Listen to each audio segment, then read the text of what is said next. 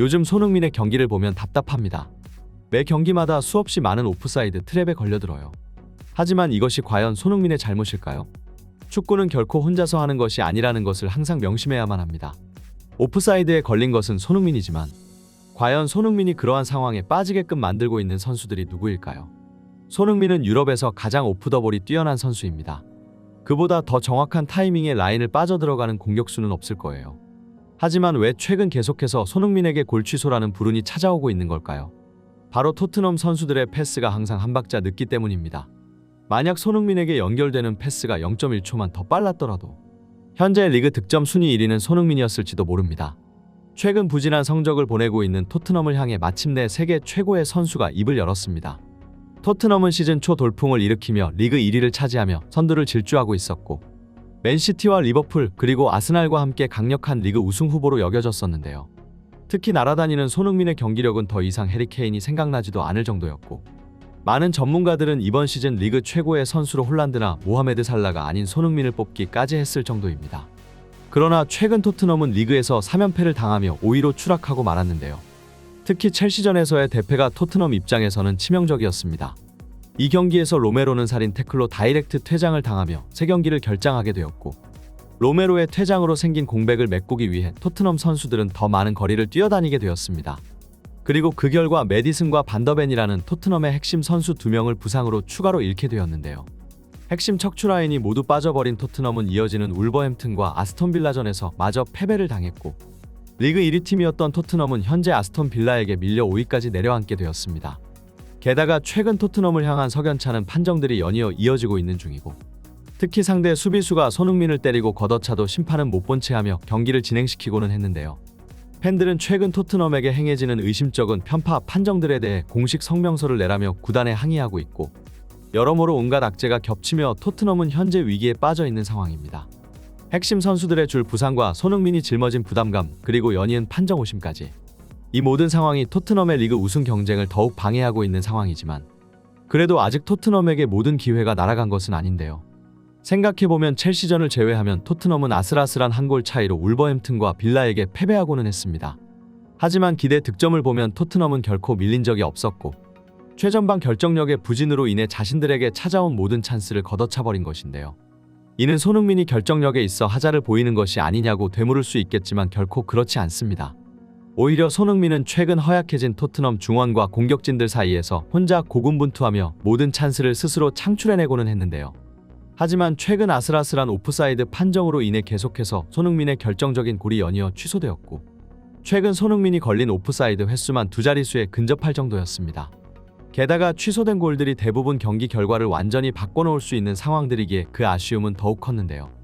몇몇 팬들은 나이가 들어감에 따라 몸이 둔해진 손흥민이 더 이상 라인 브레이킹 타이밍을 제대로 잡고 있지 못하는 것이 아니냐는 의문을 표하고 있지만 유럽에서 10수년이 넘는 기간 동안 다양한 경험을 쌓은 레전드 선수들의 시선은 달랐습니다. 손흥민의 침투 타이밍은 예전과 다를 바 없이 날카롭기 그지없지만 토트넘 선수들이 계속 한 박자 느린 타이밍으로 패스를 전달하고 있고 그 결과 최근 손흥민이 리그 오프사이드 횟수 1위라는 불명예를 안게 된 원인이라고 설명하고 있는데요. 사실 토트넘 팬들은 해리 케인이 그립지 않다고 얘기하고 있지만 최근 토트넘 선수들의 패스 타이밍을 보면 손흥민 본인은 케인을 그리워하고 있을지도 모릅니다. 쿨루셉스키와 히샬리송, 로셀소와 호이비에르의 패스 퀄리티는 끔찍합니다. 그나마 손흥민의 침투 타이밍을 완벽하게 포착해주는 건 메디슨 정도밖에 없었어요. 그러나 메디슨은 부상으로 당분간 모든 경기에서 아웃되었고 손흥민은 또 다시 최전방에서 외로운 싸움을 펼치고 있는 중입니다. 팀 동료들의 패스 타이밍이 0.1초만 빨랐더라도 지난 울버햄튼전과 빌라전을 패배하지는 않았을 거예요. 결국 손흥민도 케인처럼 이적을 선택하는 게 옳은 길일까요? 만약 손흥민이 맨시티에서 데브라이너의 패스를 받는 상황을 항상 상상하고는 합니다. 데브라이너는 리그 30개의 어시스트와 손흥민은 리그 40개의 골을 기록할 수도 있었겠죠. 이것은 절대 과장된 수치가 아닙니다. 손흥민이 토트넘 같은 형편없는 팀에서 지금까지 쌓아온 골 기록을 보면 더 나은 클럽으로 이적했을 때 이보다 더 많은 골을 넣을 수 있으리라는 것은 분명합니다. 포스테코글루 감독이 부임하면서 최근 토트넘의 살림살이도 조금 나아진 듯 했으나 여전히 손흥민 같은 공격수를 담기에는 너무나도 작은 클럽인 것 같습니다. 최근 토트넘의 다니엘 레비 회장의 손흥민의 재계약을 위해 엄청난 계약금을 준비 중에 있다고 하는데 손흥민은 재계약을 신중하게 결정해야 할 이유가 있겠어요. 커리어를 무관으로 끝내기 싫다면 말이에요. 이처럼 최근 손흥민은 리그에서 8개의 골과 1개의 어시스트라는 좋은 기록을 이어나가고 있음에도 불구하고 여전히 형편없는 팀 동료들의 지원이 손흥민의 발목을 붙잡고 있다는 얘기인데요. 특히 메디슨과 로메로 그리고 반더벤이 빠지며 손흥민은 혼자서 3명분의 역할까지 떠안아야 했고, 토트넘은 다른 팀들과 달리 벤치 사정이 여유로운 상황이 아니기 때문에 핵심 선수들을 대신해 라인업에 이름을 올린 선수들은 계속해서 토트넘의 조직력에 악영향을 끼치고 있습니다. 그리고 현재 가장 심각한 부분은 바로 수비인데요. 로메로와 반더벤이 결장하게 되며 토트넘은 저번 경기 아스톤 빌라전을 4명의 풀백으로 치러야 했고, 센터백에 에메르송과 벤 데이비스가 들어가 있는 걸 보자 토트넘 팬들은 한숨을 쉴 수밖에 없었습니다. 그 경기도 손흥민이 최전방에서 영향력을 발휘하며 결국 세트피스 상황에서 토트넘의 선제골로 이어졌지만, 결국 후방 수비 라인이 또 다시 무너져 내리며 2대1로 역전 패배를 당해버리고야 말았는데요. 토트넘은 이로써 리그에서 내리 3연속 패배를 당하는 중이고, 이제 다음 경기가 바로 맨체스터 시티와의 대결이라는 것은 절망적일 수밖에 없습니다. 비록 맨시티가 챔피언스 리그를 뛰고 온 것에 비해 토트넘은 일주일이라는 시간을 온전히 쉬었기 때문에 체력적 부담에 있어 맨시티에 비해 토트넘이 우위를 점할 수 있는 것은 맞으나, 이 경기는 맨체스터 시티의 홈구장에서 열리고 이번 경기마저도 로메로가 아직 퇴장 징계에서 복귀하지 못하는데요. 결국 토트넘은 또 다시 에메르송과 벤 데이비스를 끼워 넣은 풀백 4명의 수비 라인을 구경하느냐, 혹은 토트넘의 재앙 수비수인 에릭 다이어를 넣느냐 하는 절망스러운 상황에 빠져 있습니다. 결국 계란으로 바위치기와도 같은 현 상황에서 토트넘이 오로지 기대를 걸 수 있는 건 결국 맨시티 킬러인 손흥민밖에 없는데요. 손흥민인 지금보다도 더 형편없는 상황에서 맨시티를 무너뜨린 전적이 있었고, 그런 만큼 맨시티의 감독 펩 과르디올라도 손흥민의 뒷공간 침투를 경계하고 있을 것입니다.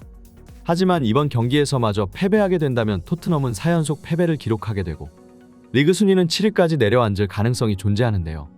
물론 아직 리그 종료일까지는 한참 멀지만, 이렇게 된다면 토트넘은 리그 우승 경쟁에서 한참을 뒤떨어지게 되는 것이고, 토트넘은 이미 리그컵마저 탈락했기 때문에 또 다시 이번 시즌을 무관으로 끝마칠 가능성이 높아지게 됩니다.